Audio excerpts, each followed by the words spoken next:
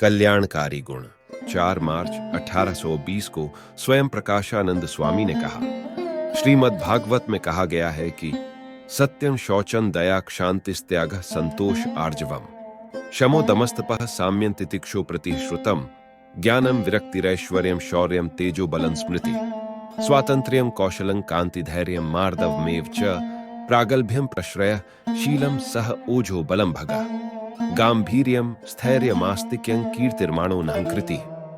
ये जो 39 कल्याणकारी गुण भगवान के स्वरूप में निरंतर रहते हैं, वे गुण संत में किस प्रकार आते हैं? तब श्री स्वामीनारायण भगवान बोले कि संत में इन गुणों का उदय होने का कारण यह है कि भगवान के स्वरूप का यथार्थ निश्चय हो गया तो भगवान के कल्याणकारी गुण संत में उदित हो जाते हैं।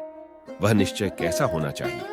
तो जो पुरुष भगवान को काल जैसा न समझे, कर्म जैसा न समझे, स्वभाव जैसा न समझे, माया जैसा न समझे तथा पुरुष जैसा न समझे, परंतु इन सभी से भगवान को भिन्न समझे तथा उन सब का नियंता और कर्ता समझे तथा सबका कर्ता होने पर भी वे निर्लेप हैं, ऐसा भगवान को समझे। इस तरह प्रत्यक्ष भगवान के स्वरूप का किया गया निश्चय कभी भी विचलित नहीं होता।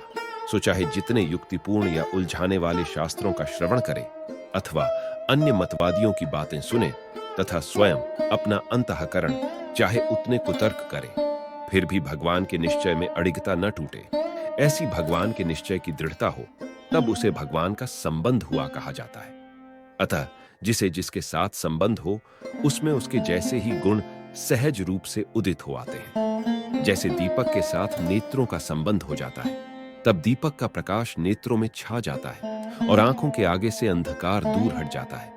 वैसे ही भगवान के स्वरूप का दृढ़ निश्चय होने से उस निश्चय वाले के हृदय में भगवान के कल्याणकारी गुणों का उदय हो जाता है। फिर तो भगवान जिस प्रकार माया से पूर्ण रूप से निर्बंध है तथा जो चाहे वह करने में समर्थ है, उसी तरह वह भक्त भी अतिशय समर्थ और माया से निर्बंध बन जाता है।